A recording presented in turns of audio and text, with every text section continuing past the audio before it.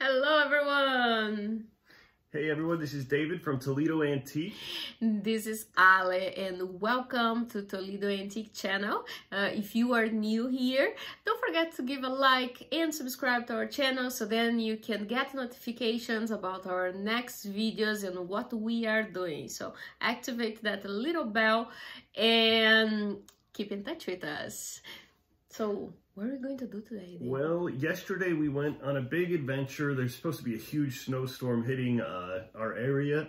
So we finally got a day off. Yeah. And so we head down to Cincinnati to pick up pretty much a group of antiques which we purchased at an auction in November. So that shows you kind of like how busy we are. We were like, how could we get this? We traveled through the Cincinnati area on the way to Florida recently, but I think we were traveling through on the weekend, and so the auction house wasn't open, so we finally got a chance to go pick this stuff up. Yeah, so it was quite a bit of a travel down there, back and forth, because it's a day, like a work day, had a lot of traffic, and we also have a recording of us getting there, but I'm going to put in another video that was kind of a crazy, the traffic over there, right, David? Yeah, we did run into some traffic jams, and we avoided some traffic jams. So, yeah. So let's dig into that box, David. What do you think? Let me show you this box. We got this huge box. So this thing is...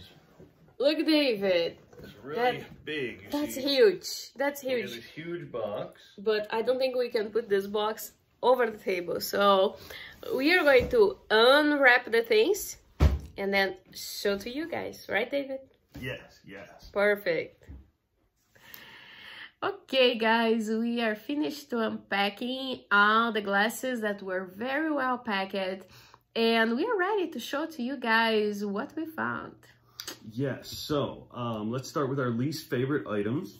And so my least favorite item that we bought at this auction house is this drinking goblet. It's my least favorite for several reasons. One is I cannot find a signature on it. Usually the bottom of Tiffany Studios glass would say LCT or Tiffany Fevriel. This one could have been marked with a sticker though. Some Tiffany pieces were marked with a sticker. Second reason why this one is not my favorite is because I think it's been polished. So I think some of the color has been washed away from washing this vessel. See how nice and bright it is on the inside? And on the outside, somebody decided to polish this item. So a couple of reasons why this one is not my favorite. But Tiffany Studios goblets are not that common, so pretty rare opportunity to purchase this that we had.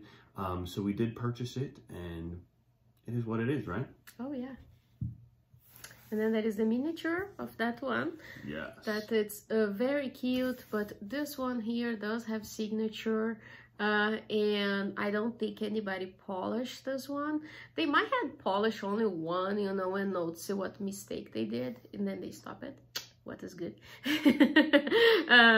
So I think this one here, if it belonged to the same person, it's intact and the original color is still on it, you know. Sometimes happen, people don't know how to take care of their items and they just go there, okay, let's start polish this thing, and then they notice, oops, what I did, I took out the painting out.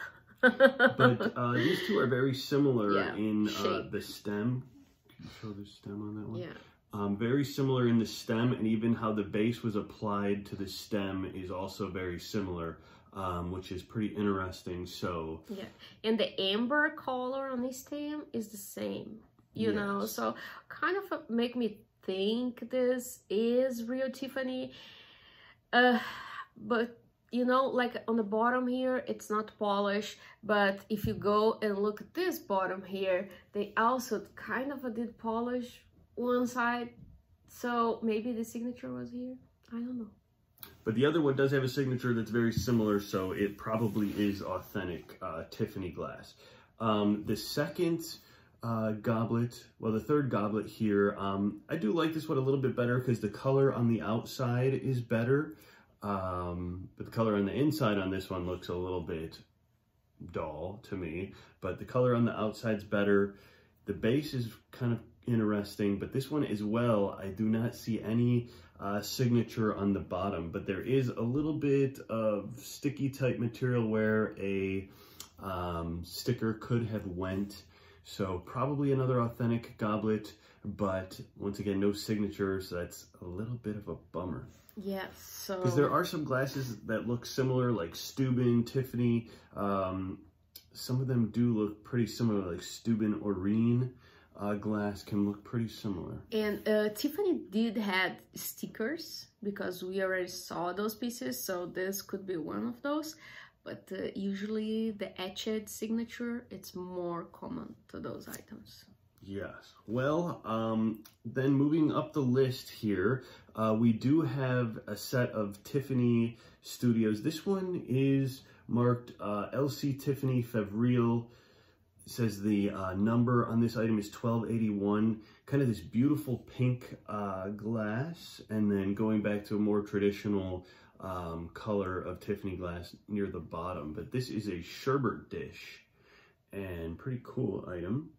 I like the color. Yeah, I like the color But too. it also came with two plates here, Allie. Yeah, so I believe if you imagine what people did with this back in the century, like they put here and they put some ice cream inside and some nice cookies around this plate. And so I believe they'll probably, the owner is missing one of those cups. One of them might have broken. Yeah. But very nice color on these plates. As you could see, kind of like an opalescent white, and then this beautiful pink on the other side. I haven't seen a whole lot of Tiffany Studios glass like this, so... And the cool thing is that we can see it, that this is not painted.